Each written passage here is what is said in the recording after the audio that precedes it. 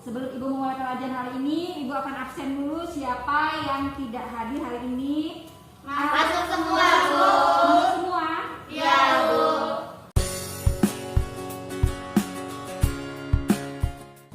Gimana hari ini? Pada sehat? Sehat, Bu. Masih tetap mematuhi protokol kesehatan ya? Iya, Bu. Jangan lupa 3M-nya, memakai masker, cuci tangan, menjaga jarak. Ya, jangan sampai lupa 3M-nya ya. Iya, Bu.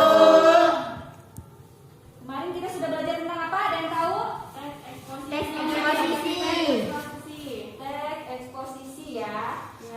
Ada yang tahu struktur teks eksposisi itu apa? Pengertiannya? Pengertiannya? Saya, Bu. Ya. Teks eksposisi adalah suatu teks yang sifatnya mengajak serta berisi sejumlah informasi yang ditulis dengan ringkas dan jelas. Iya. Terus itu pengertian dari teks Eksposisi. Kalau untuk strukturnya ada yang tahu? Saya, Bu. Ada? Yuk. Struktur teks eksposisi yang pertama tesis, yang kedua argumentasi, dan yang ketiga penegasan ulang. Ya, ada tesis, ada argumentasi, dan ada penegasan ulang. Jadi ada 3 ya. Nah, hari ini kita akan belajar tentang struktur teks eksposisi ya. Ya, Bu. 3.4 menganalisis struktur dan kebahasaan teks eksposisi ya.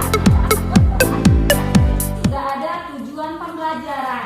Nah, tujuan pembelajaran di sini ada 5. Yang pertama, ada yang tahu? Bu.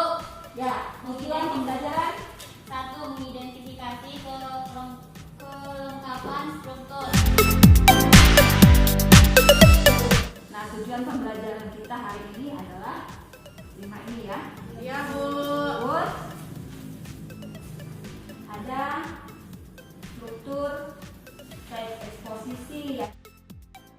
Ada yang tahu Saya, Bu. struktur teks eksposisi itu apa? Saya, Bu. Ya, Yang pertama, pernyataan pendapat atau tesis adalah bagian teks yang berisikan pernyataan pendapat penulis. Bagian ini juga biasa disebut sebagai bagian pembuka.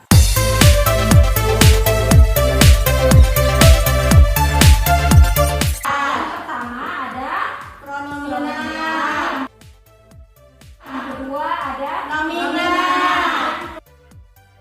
yang ketiga Adverbial. keempat Adjektif. iya, jadi ada 4. ya. Pronomina itu apa? Saya, Bu. Ya, Pronomina atau kata ganti adalah jenis kata yang menggantikan nomina atau frasa nomina. jadi pronomina itu adalah pronomina atau kata ganti adalah jenis kata yang menggantikan nomina atau frasa nomina. Pronomina dapat diklasifikasikan menjadi Dua macam. Dua macam ya, yaitu Pronomina personal dan pronomina personal. Dan itu contohnya ya, seperti kata kami, kata kalian, mereka, dan hadirin, para ya, itu untuk contohnya. Yang kedua ada pronomina non personal. Jadi apa pronomina personal itu? Kata ganti. Iya, contohnya adalah kata ini, kata itu, kata ini, kata situ, terus kata sana, dan Penanya. penanya ya. Itu untuk kata pronomina. Terus berikutnya ada 2 kata leksikal, kata nomina ya. Yang kedua ada kata nomina. Kata nomina di situ adalah kata benda. Ya, jadi yang kedua itu ada kata nomina. Kata nomina di situ adalah kata benda. Merupakan kata yang mengacu pada benda, baik nyata maupun Abstrak. dalam kalimat kedudukan sebagai subjek ya, dilihat dari bentuk dan maknanya. Terus yang berikutnya ada kata perba ya. Kata perba itu adalah kata Kerja. kerja. Ada yang tahu perba itu apa? Ya, Bu. Ya. Perba, kata kerja, merupakan kata yang mengandung makna dasar perbuatan, proses, atau keadaan yang bukan sifat. Dalam kalimat biasanya berfungsi sebagai predikat. Perba dilihat dari bentuknya, dibedakan menjadi dua, yaitu perba dasar, merupakan perba yang belum mengalami proses morfologis, atifikasi, reduplikasi, komposisi, contohnya mandi, pergi, ada, tiba, turun, jatuh, tinggal, tiba, dan lain-lain. Perba turunan merupakan perba yang telah mengalami perubahan bentuk dasar karena proses morfologis, atifikasi, reduplikasi, komposisi. Contohnya melebur, mendarat, berlayar, berjuang, memukul, makan, cuci muka, mempertanggungjawabkan, dan lain-lain. Ya, jadi kata perba itu adalah kata kerja dan kata perba itu dibagi menjadi dua. Yang pertama ada kata dasar dan kata turunan. Berikutnya ada kata Adjektiva. adjektiva. Adjektiva itu adalah kata sifat. Kata sifat adalah Merupakan kata yang dipakai untuk mengungkapkan sifat atau keadaan orang. yang merupakan Benda dan binatang, contohnya cantik, gagah, indah, menawan, berlebihan, lunak, lebar, luas, negatif, positif, jernih, dingin, jelek, dan lain-lain. Ya, jadi adjektiva itu adalah kata sifat, merupakan kata yang dipakai untuk mengungkapkan sifat atau keadaan orang. Contohnya benda dan binatang. Contohnya cantik, ya, gagah, indah, menawan, berlebihan, lunak, lebar, luas, negatif, positif, jernih, dingin, jelek, dan lain-lain. Terakhir ada kata adverbial. Adverbial itu adalah kata keterangan. Ada yang tahu? Ya, Bu.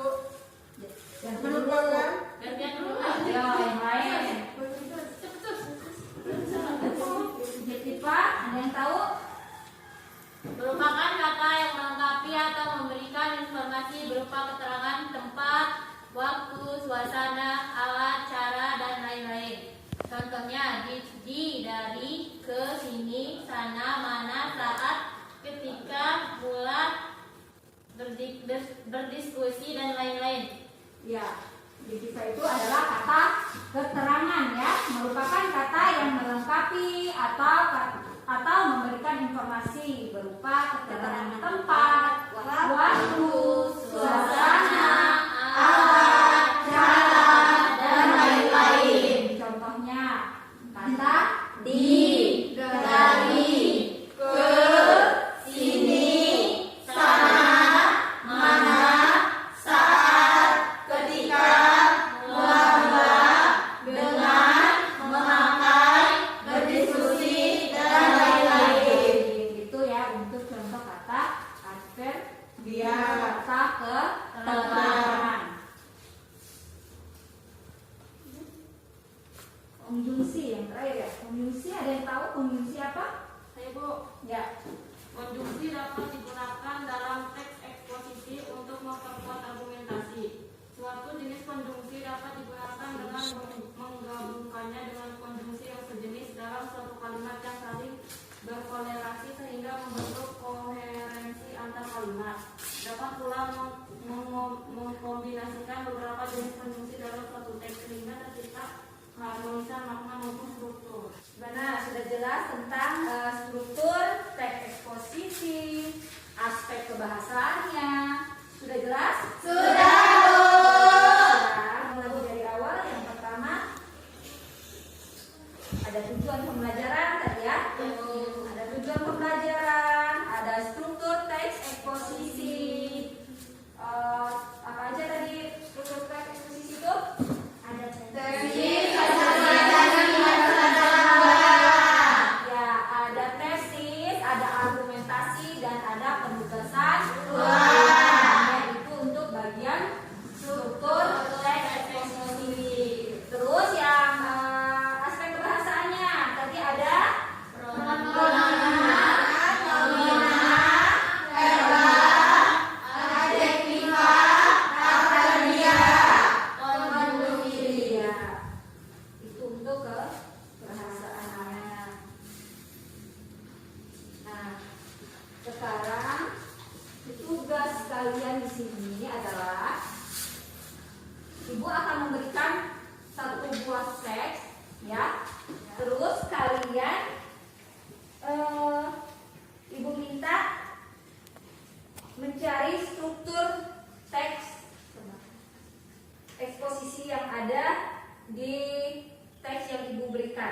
ya.